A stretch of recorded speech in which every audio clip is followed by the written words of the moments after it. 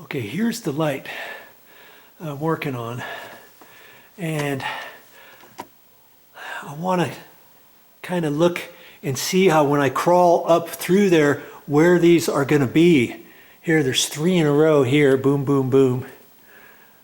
I've got my air return right there, so I can look for that. Here's my other 2 that go up into the ceiling. Okay, and the crawl hole is way down here. So sometimes when you get up in an attic, and here's my other air return, sometimes when you get up in an attic, you get turned around. Now see, here's the laundry room, and it was right up in there. Okay, so I got to turn myself around, and now I've got to go across this way, down this way, because I'm not going to see where the hallway is as opposed to ceilings over here and all that kind of stuff, right? And I know it's down here quite a ways, but if I just keep crawling straight to where I know and I can see this air return register for the air conditioning, there should be a big huge pipe on that.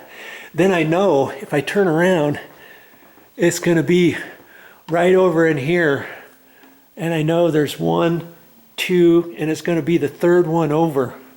Okay, I just want to get my bearings on that first, and I've got this light turned on so that when I'm up there, I might be able to see it through the insulation, and there's blow-in insulation around there. They should have it cleaned out around each one of the cans, and so I might be able to see the light up there. I'm not going to take this apart or do anything like that until I come back down and turn the light switch off. I got to have that power off, then I can work up in there. So this first go around, I'm just taking my flashlight up there and seeing how I can get down through there, and then I'll come back and bring the camera with me and some of my tools, whatever I think I'm going to need. I'm probably not going to need too much, maybe a couple screwdrivers and stuff like that. So I'm going to do this in 2 goes, and I think it'll be easy enough for me to do that, to climb up through here.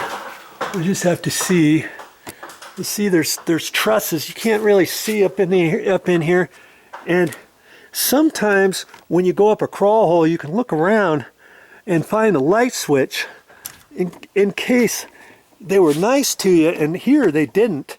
I could always do that. Come up here and find some power. Put a light switch right as you come up, and put a couple lights up here if I wanted to.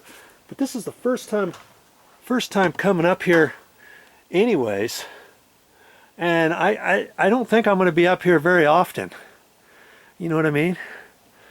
But if you think you're going up and down through there, you might want to think about installing a light switch and put a couple lights up here. But for my purposes, I mean, I could take my extension cord. In fact, I can do that and set up my little construction light. Okay, I'm going to get I've got an extension cord out here I use for all kinds of stuff. I've got a cord up in here, and I'm going to take my construction light right here, and I'm going to set that up in there so that I've got some light. Okay, and I've also got my little flashlight here. It's a battery operated one from Ryobi, and I got this with the whole set of things. This came with the drill, it came with the saw, it came with the charger, it came with two batteries, and these are the good lithium batteries.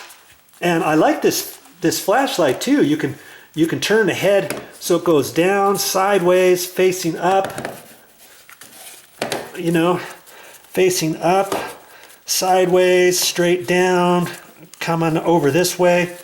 So it does all kinds of stuff. I'm going to take that up there too.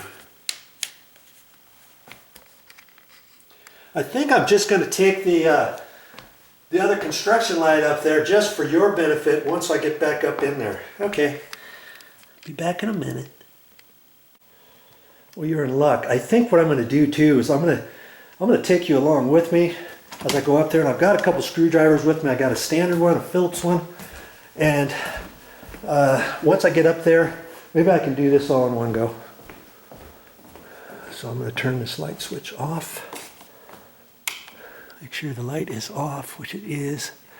All right, let's get back up in there and see what we got going.